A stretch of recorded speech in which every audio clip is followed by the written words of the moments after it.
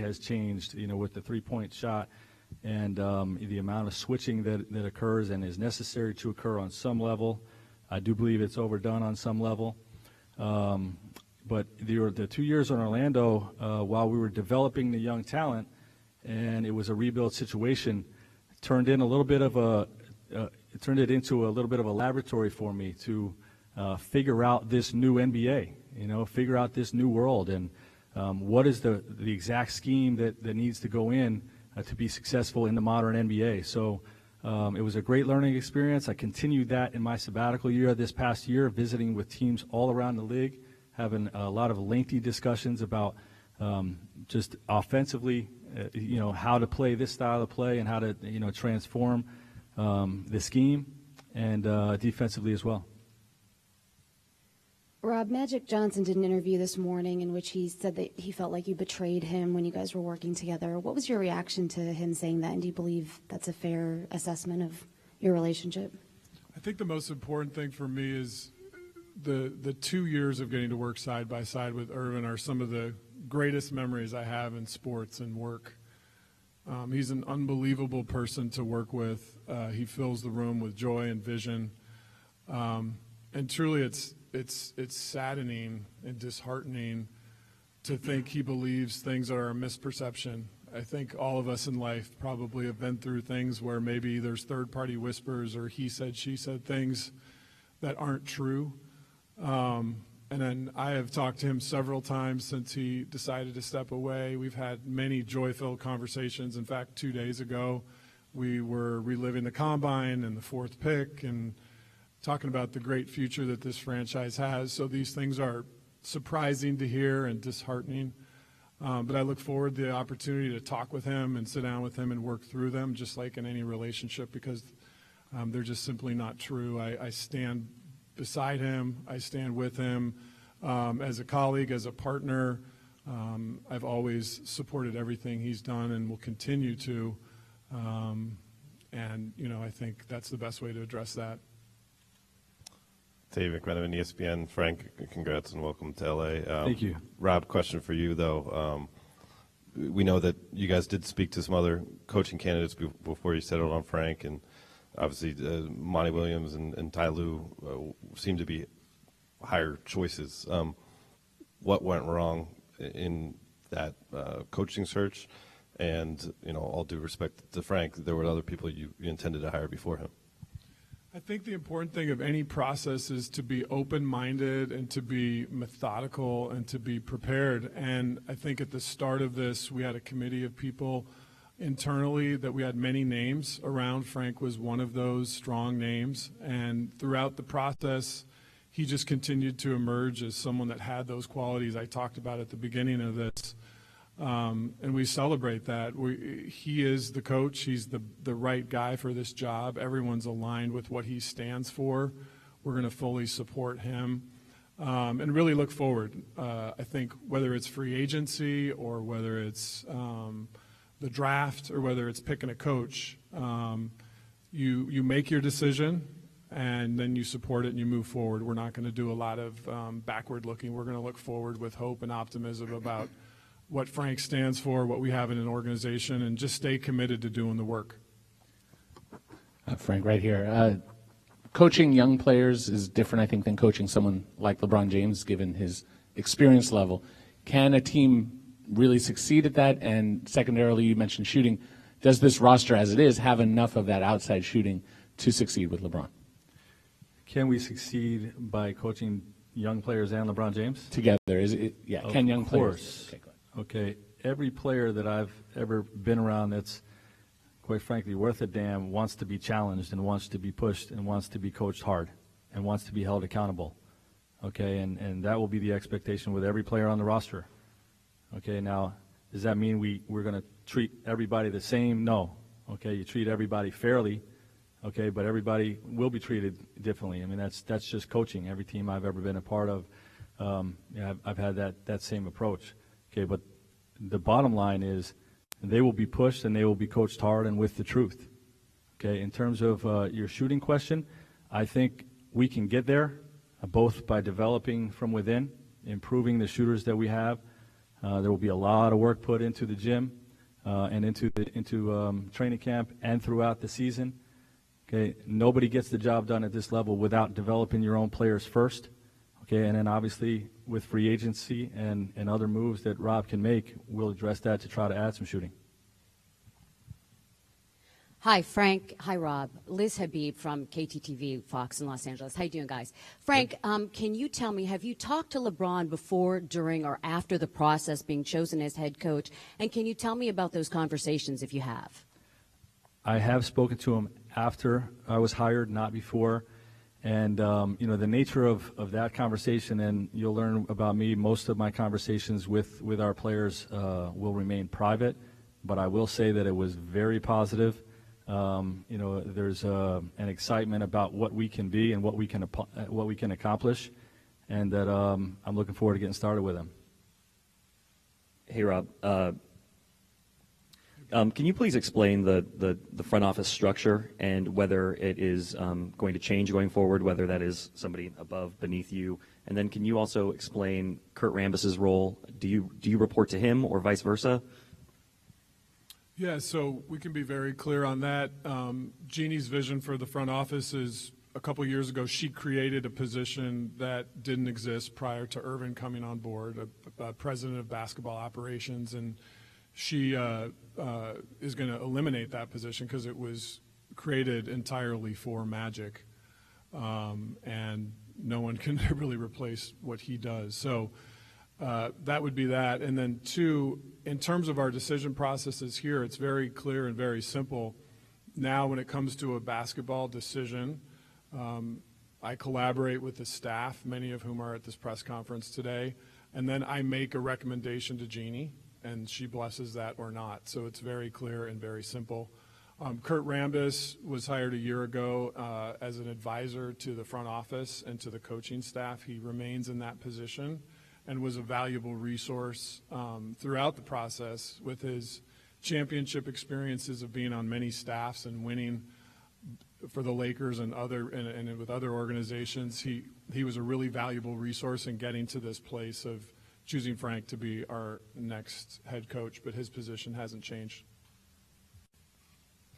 Rob, Om Young's with ESPN. Free agency is going to be big again for this franchise for a second summer in a row. Are you worried or concerned about what Magic said today? Free agents might judge you or the organization off of what he said? I think that all we can do is do the work, and that's what we're going to stay committed to, is just doing excellent work. And I think if people take a look at where this franchise is right now, we have a great coach. Again, we have a high draft pick. We have a great young core, maybe one of the best in the league. We have a superstar on our team and an open slot. So I think that people can look at this as an opportunity to come and win a championship possibly next year. And we've got to do the work. I think being concerned about the outside noise or the opinions of, what people may or may not think is really not where our focus is right now. Our focus is on doing good work. That's what our fans expect. My commitment is to not worry about the opinion or what other people may be saying, but it's to just do the work. That's what our fans are asking of us, and that's what they expect, and we will put in the work to have an incredibly successful roster and team next year. Rob, Andy Kamenetsky, ESPN LA, The Athletic. Magic said this morning that he had heard from a lot of people around the league that you weren't to be trusted. How concerned are you about that reputation being there, and if so, what can you do to potentially try to change it? Yeah, I think, I guess first and foremost, we do want today to be about Coach Vogel. But I think, again, my job is to not worry about what other people may think or say about me as a person. My job is to do the work on what's best for this franchise, and that's where my focus is. I think we all know in sports that when you're winning, great things are said. When a team loses, the naysayers and the negativity comes out. That's just the nature of this business. And right now we're coming off a season where we lost. So I really, again, we're not going to be caught up in the poll of public opinion or media polls, but really just keep our head focused on doing good work, getting to a place where we win, and that's the most important thing. Rob, to kind of pull on something that Frank said about organizational togetherness, I was just kind of curious as to, since the season ended, what maybe you guys had done as a postmortem on the season and what strategies you have to kind of get in that direction a little bit and have that organizational togetherness. I think it's all about collaboration. I mean, I think we saw that just at the draft combine with Jesse Buss, Joey Buss, Ryan West, our people that were there, Kurt Rambis, working together as a team to evaluate the decisions we have in front of us. We've got a critical decision with the 4th pick. Do we use that pick to pick another player that is part of our strong young core, or do we use that as an asset to bring a more experienced player to the franchise? I think we have to work together to assess those things and fit whatever we decide to do within Frank's style and system.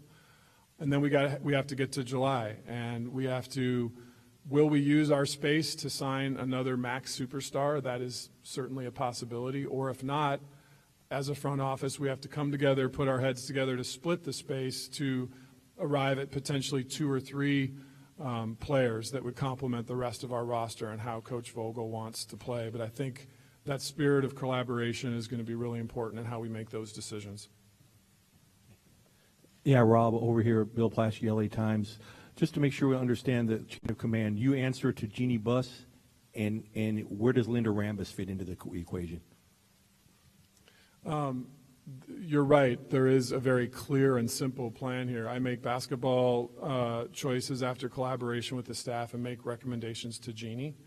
The decision to hire Frank was something that I decided to do and recommended to her, and she agreed with that. That's how it'll be going forward. Linda Rambis is an incredibly trusted colleague and partner for all the employees at the Lakers. She's been here for decades. She has wisdom in how this business works, how this town operates, and the relationship capital and experience and knowledge base that she brings to the table is incredibly helpful to all of us. Rob, over here. Can you give us some insight as to how the basketball decisions were made when Magic was here, specifically Julius Randle and Brooke Lopez? There were reports that the previous coaching staff lobbied to keep those players, but it was decided to move on. Who made that decision? The way that it was structured when Magic was here is he had ultimate basketball decision-making authority. That's the way that Jeannie wanted it structured, the way he did as well.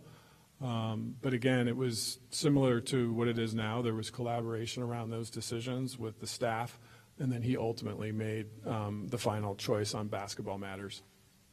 Are you worried, just to follow up, are you worried at all that the reports or the explosive interview that Magic Johnson did, that it creates this image of disarray around the organization? And what can you do to give confidence to potential free agents that there is some stability here?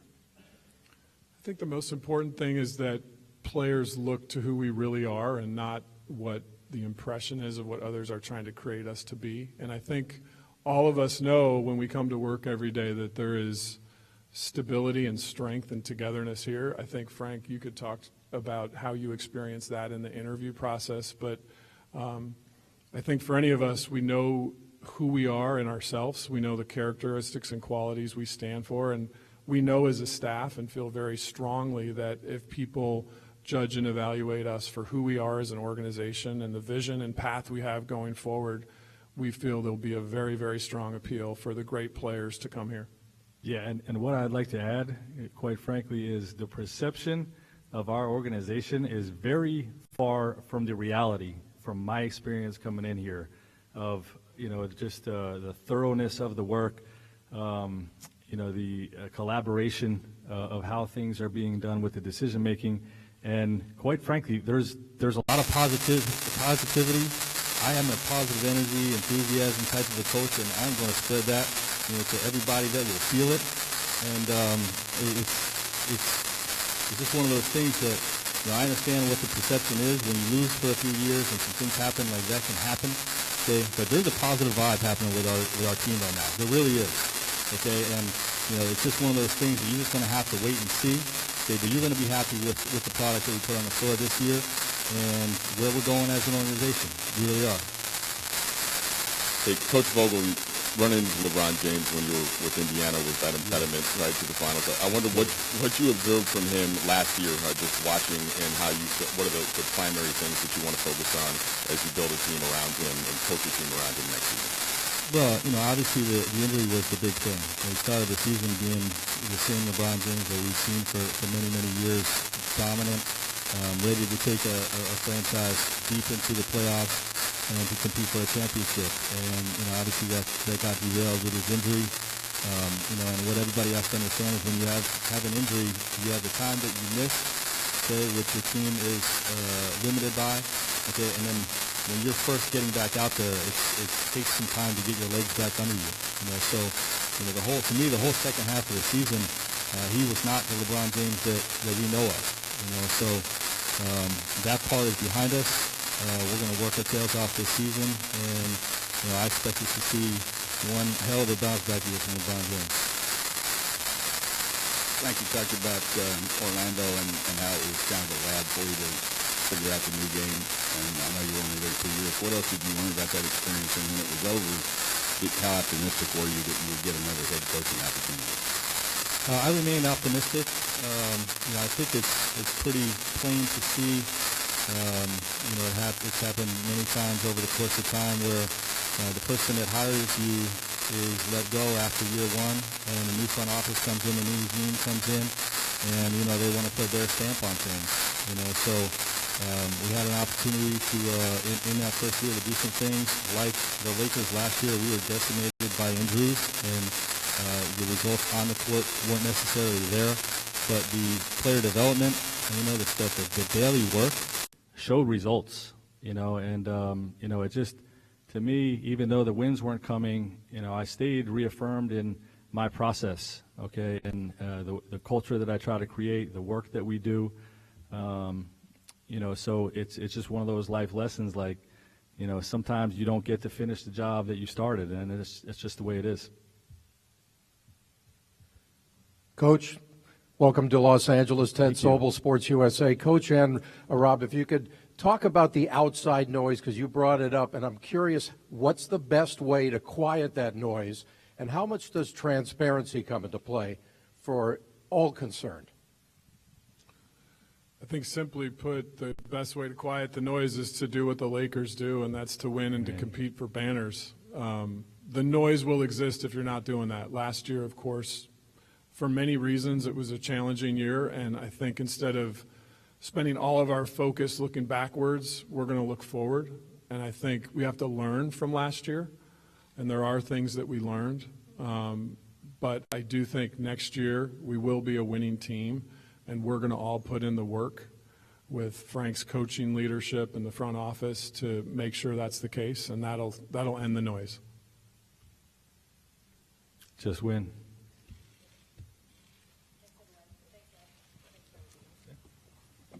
Thank you, everyone. Forward to seeing you down the road. Thanks.